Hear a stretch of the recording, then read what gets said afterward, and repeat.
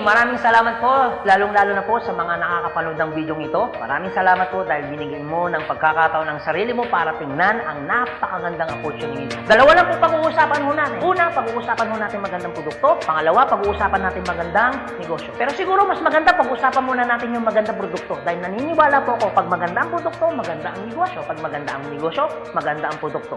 Ang maganda po dito sa product na pag-uusapan natin, ang involved health. Kung tatanungin ko po kayo, maganda bang negosyong health? Kung iisipin mo, magandang negosyong health. Pero at the back of your mind, hindi ka sigurado kung magandang health. Sige, tingnan natin. Kung tatanungin ko po kayo, importante ba sa tao ang health?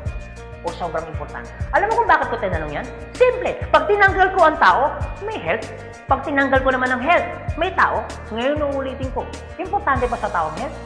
O sobrang importante? Kung sobrang importante sa tao ang health, anong ibig sabihin? Nagiging importante na rin sa tao ang business mo. Dahil ang business mo, health. Since tao po pag-uusapan po natin, naniniwala po ba kayo na ang tao may katawan? Oo naman. Kung tatanungin ko po kayo, importante ba sa tao ang katawan o sobrang importante? Kung sobrang importante sa tao ang katawan, what if mapabayaan ng tao ang katawan? So ano nangyayari? Nagkakasakit. Pag nagkakasakit ang tao, anong ginagawa? Nagpapadoktor, nagpapacheck up, nagpapagamot. Kung nagpapagamot ang tao, anong binibili? Siyempre, gamot. Ang gamot, gastos hindi. Siyempre, gastos. Pag hindi mo ginastusan, anong mangyayari sa sakit? Siyempre, lalala. Pag lumala ang sakit, anong mangyayari sa katawan? Siyempre, manghihina. Pag nanghina ang katawan, akala ng iba, katawan lang ang nagkakaproblema. Pero hindi na alam, apektado ang trabaho. Pag apektado ang trabaho, apektado ang kita. Pag apektado ang kita, ang pinaka-naapektuhan sa lahat, yung pamilya. Ang pinakamalupit na naapektuhan pa sa tao, yung pangarap mo. Sabi daw nila, madali raw kitain ng pera pag masipag at matyaga. Opo, tama po. Madaling kitain ng pera basta masipag, matyaga. Pero ito naman sasabihin ko sa'yo, the moment na magkasakit ka, madali rin ubusin ng sakit ang pera mo. Lagi ko po ito sinasabi, anin mo ang limpak-limpak mong salapi kung punong-puno ka naman ng sakit. At ang pinakamahirap po dyan, wala na nga pera, mahirap na nga, may sakit pa. Yun ang masakit. Since present ang sakit, ano ngayon ang gagawin mo para hindi magkasakit? Simple, wala ka ng choice. Uulitin ko, wala ka ng choice. Kailangan mo nang uminom ng food supplement. Alam kung bakit? Marami ng kumpanya ng tayo. Marami ng pharmaceutical ng tayo. At hindi naman nila i-inventoyin ang mga produktong yan kung hindi kailangan. Bakit? Kasi kailangan mo na talaga. Ngayon, pwede mo sabihin sa akin, teka lang Anthony, food supplement? Gastos yan eh. Opo, gastos nga ang food supplement. Pero ito naman sasabihin ko sa'yo, di bali nang gumastos ako, at least healthy naman ako. Bakit? Pag nakakasakit ka ba, ano bang ininom mo? Di ba gamot? O tanong, gastos hindi. Di ba gastos? Kung ikaw tatanungin ko, anong gusto mo? Gumagastos ka na healthy ka? O gumagastos ka, may sakit ka? Parehas na gastos. Ang malupit mo niyan, every time na gumagastos ka, may sakit ka pa. Komportable ang katawan? Siyempre hindi. Sabihin na natin gumagastos ka dito, at least healthy ka naman. Ang pinakamaganda sa lahat, bukod sa healthy ka na, business mo pa. Dahil business mo, kumikita ka pa. Ang pinakamaganda sa lahat, bukod sa healthy ka na, kumikita ka pa. Bukod sa kumikita ka na, healthy ka pa. Ano ngayon ang pakiramdam na bukod sa healthy at kumikita ka na, nakakatulong ka pa? Maganda o napakaganda? O sige, pag-usapan naman natin yung magandang negosyo. Maaaring nagustuhan mo yung product, maaaring bibili ka ng product. Pero ito yung totoo, gagawin mo kayo negosyo. Kasi bakit?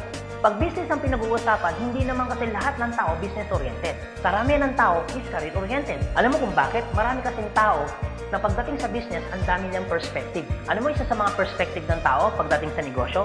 Una, wala akong pera. Pwede mong sabihin sa akin, teka lang Anthony, wala naman akong pera. Kanina, nung pinapanood mong video nito, wala kang problema. Pero ngayon, may problema ka na. Ano? Pera. Pangalawa, ang maaaring problema mo, wala akong time. Pwede mo sabihin sa akin, teka lang Anthony, okay yung negosyo kaso nga lang wala akong time. Walang kaso. Pero mayroong mas worse. Wala ka nang time. Wala ka pang pera. Pangatlo, maaaring itong problema mo. Teka lang Anthony, okay yung business. Kaso nga lang, hindi ko yan alam. Hindi ko yan hilig. Hindi ko yan linya. Ew. Pero ito yung totoo. Marami naman tao sa labas na ginagawa niya linya niya, ginagawa niya hilig niya. Pero tanong, kamusta ang buhay? Sabihin na natin, hindi mo to hilig. Sabihin na natin, hindi mo rito niya. Pero ito sasabihin ko, kung ito naman ang magpapabago ng buhay mo, bakit hindi mo siya ninyahin?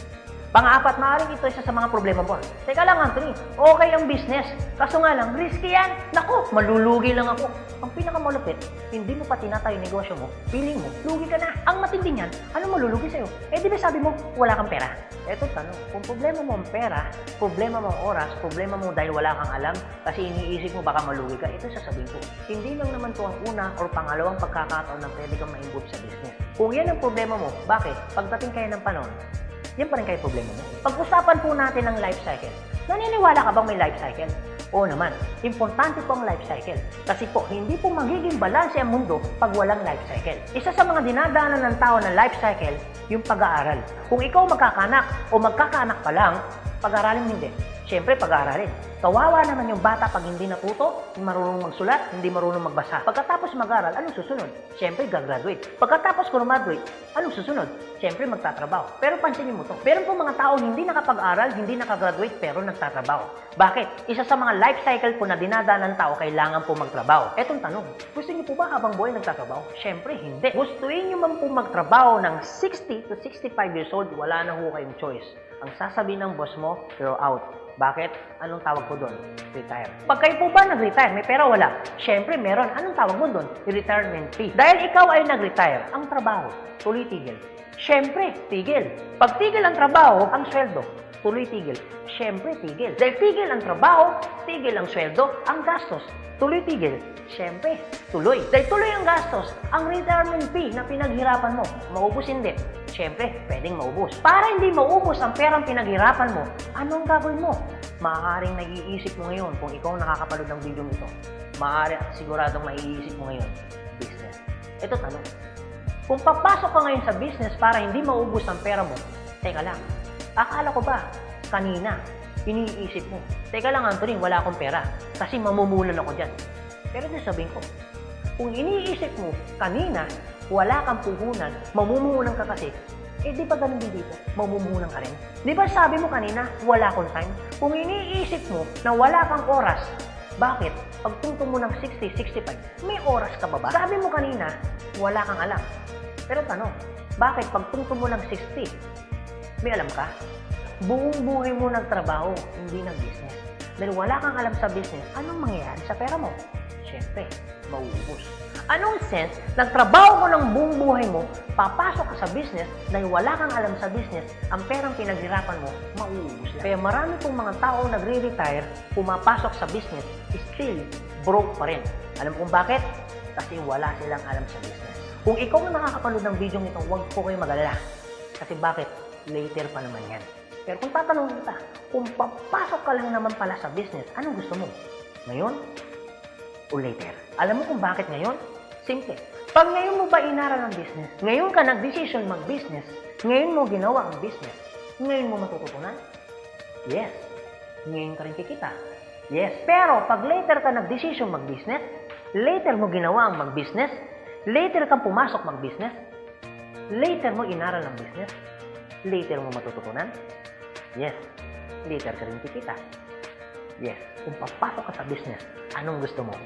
Ngayon o later? O sige Anthony, nagustuhan ko yung magandang negosyo, nagustuhan ko rin yung magandang produkto. Pero ito tanong, paano ko siya umpisan? Anong gagawin ko? Paano ako magiging membro ng AIM Global? Ganito po kasi yan. Una po, kailangan nyo pong bumili ng global package. Tanong, magkano naman ang global package? Ang global package po ay 7,980 pesos. Pero teka lang Anthony, mukhang yata ang laki. Opo, malaki po siya kung gastos. Malaki din po siya kung wala kang pera. Pero teka lang, kung negosyo ang pag-uusapan natin, 7,980, malaki o maliit? Alam niyo po, sobrang liit lang po niyan. Maaari pong malaki po ang 7,980 pesos kung hindi mo makikita yung value ng pera mo. So kung gusto ko po mangyari, ipakita ko po sa inyo kung anong value ng 7,980 pesos mo. Una, magkakaroon ka ng product na worth 6,000 pesos. Pangalawa, magkakaroon po kayo ng insurance. Meron po kami tinatawag na personal accident insurance na 200,000, unprovoked murder and assault na 50,000 pesos, 10,000 pesos medical reimbursement. Hindi lang yan, meron pa kami tinatawag na burial assistance na 10,000 pesos. Pangatlo, magkakaroon ka pa ng discount from 25% up to 50%. lifetime discount. Pang-apat, magkakaroon ka naman ng business kit, brochure, CD na kung saan magagamit mo sa pagninegosyo mo. Pang-lima, magkakaroon po kayo na tinatawag mo namin free medical check-up. CBC, urinalysis, fecalysis, chest x-ray, dental, lahat ng yan kasama po doon sa free medical check-up. Pang-anim, magkakaroon po kayo ng ATM, BDO at China Trust. I suggest po, kung ikaw ngayon ay nasa abroad, mas maganda pong kunin ninyo ang China Trust. Alam kung bakit? This is an international debit card na kung saan po, mawi-withdraw ninyo ang pera ninyo na kahit saang bansa. Kung hindi naman po kayo mag-abroad, pwede po kayong kumuha ng BDO. At hindi lang yan, pang-pito, magkakaroon po kayo na tinatawag ho naming web page. So ano pong advantage ng web page ho natin? Magkakaroon ho kayo ng DTC, Distributor Tracking Center, na kung saan mamomonitor nyo lahat ng transaction na nangyayari po sa business ninyo. At hindi lang yan, ang pinakamaganda, yung pang-walo. Meron po kami tinatawag na scholarship program. So ibig sabihin, pag naging member ka ng AIM Global, automatic bibigyan ho namin kayo ng scholarship certificate. So ang maganda po doon, sa scholarship po natin, transferable. Ibig sabihin, kung ikaw yung member, siya hindi member, kahit hindi mo kakilala, pwede niyo po itong i-transfer. At hindi lang ho yan. Ang maganda po sa scholarship po natin, ito po ay wala pong expiration. Kung ngayon ka ng member, bukas o bukas makalawa o 2 to 3 years from now, saka mo palang ginamit yung scholarship po namin o yung certificate po namin, hindi po siya may expire. Pwede nyo pa rin siyang gamitin. Ang maganda po dun sa scholar certificate po namin, wala ho tayong quota. No hidden agenda. Na pag yung bata po in-enroll mo na, hindi ho kayo obligado na gawin yung negosyo. Nasa sa inyo na lang po kung gagawin yung negosyo, hindi. Basta yung anak niyo po, tuloy-tuloy po yan sa pag-aaral. So wala ho tayong hidden agenda, no quota. Kahit hindi ho kayo bumili ng product, kahit hindi ho kayo mag-imbita ng tao, kahit hindi nyo po ito gawin. No obligation, no commitment. No hidden agenda. Yan po yung kabuuan ng global package ho natin doon sa perang binitawan mo na 7,980 pesos. Ang tanong, maganda po ba o napakaganda? Sulit o sulit na sulit? Okay, sige, ganito Anthony. Nagustuhan ko yung magandang negosyo. Nagustuhan ko rin yung magandang produkto. Sige, mag-join na ako. Eto tanong, kung ako pa papasok na ngayon, gagawin ko na yung negosyo. Paano naman ako kikita? Ganito po yan. Una, kikita po kayo sa tinatawag naming retailing. Sa retailing naman po, from 25% up to 50% kikita ka. Kung hilig mong magbenta, aba, bagay na bagay ka dito. Kung hindi ka naman mahilig magbenta, wala din pong kaso. Pangalawa, eto po maganda. Meron po kami tinatawag na binary income. Sa binary income, dalawa pwede nyo pong pagkakitaan. Una, pwede ho kayong kumita sa tinatawag namin direct referral bonus. Magkano direct referral bonus? 500 pesos. At pangalawa, pwede naman kayo kumita sa tinatawag namin match sales bonus o madalas ang tawag ho namin dyan, pairing bonus. Magkano naman ang pairing bonus? 1,500 pesos. O sige Anthony, mukhang maganda yung binary income na yan. Paano ka pa kikitain yung direct referral bonus na 500 at paano ka naman kikitain yung pairing bonus na 1,500? Okay, ganito po yan. Pag sinabi pong binary, dalawa po yan. It's either ilalagay mo sa kanan o ilalagay mo sa kaliwa. Ang trabaho mo, mag-imbita. Pag ikaw ngayon nag-imbita, at yung inimbita mo ay bumili ng global package, sabi na natin, dalawa yung inimbitahan mo. Yung isa, inimbitahan mo, nilagay mo sa kanan. Yung isa naman, inimbitahan mo, nilagay mo naman sa kaliwa. Pagbili ni A, automatic, meron kang tinatawag na direct referral. Pagbili naman ni B, automatic, may kikitain ka naman na direct referral na 500 pesos. At hindi lang yan, meron ka pang bonus. Pag may pumasok sa kanan mo at may pumasok sa kaliwa mo, automatic, magpipair po siya. Magkano pong pairing bonus? 1,500 pesos. Basta ang usapan po, every time may papasok sa kaliwa, every time may papasok sa kanan, automatic po, pairing 1,500. Sa tingin mo ba, si A, meron din bang kaliwa? Meron din kanan? Si B, meron din bang kaliwa? Meron din bang kanan? Sa tingin mo ba, ikaw pa ba ang nag-imbita dun sa inimbita ni A and B? Siyempre, hindi na. Eto maganda. Sa labas, no work, no pay. Pero sa amin, yung taong dinala ni A at ni B, automatic, kikita ka pa rin ng pairing bonus. Magkano pairing bonus? 1,500 pesos. Ibig sabihin, dalawa yung pumasok. Magkano po yun? So, ibig sabihin, kikita ka ng 3,000 pesos. No work, pero with pay. Sa tingin niyo po, pagdating po ng panahon, yung grupo po ni A, dadami? Yung grupo naman ni B, dadami? Oo naman. So tanong, may iwasan bang lumaki? Siyempre, hindi. Eh what if, Anthony, may pumasok isa?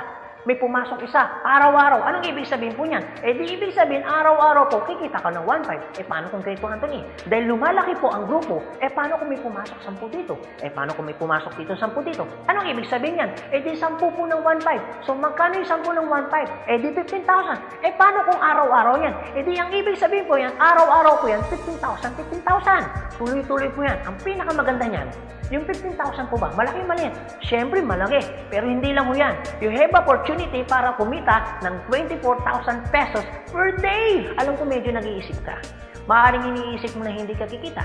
Pero maaaring iniisip mo rin na kikita ka. Pero kung mag-isip ka ng hindi ka kikita, kung mag-iisip ka ng kikita ka, para sa ginawa mo, nag-isip ka pa rin. Pero kung mag-iisip ka lang naman, mas maganda lang pong nag-iisip ka, nakikita ka, kaysa naman nag-iisip na hindi ka kikita. Ito po masasabi ko sa inyo. Kung gusto mo ng pagbabago sa buhay, dapat may baguhin ka. Pero pag wala kang binago, walang mababago. Ang tanong, gusto mo ba ng pagbabago sa buhay? Siyempre, oo. Ang tanong, kailan mo uumpisahan ng pagbabago? So guys, maraming salamat po sa inyong lahat. God bless, and to God be the glory. See you at the top. Thank you.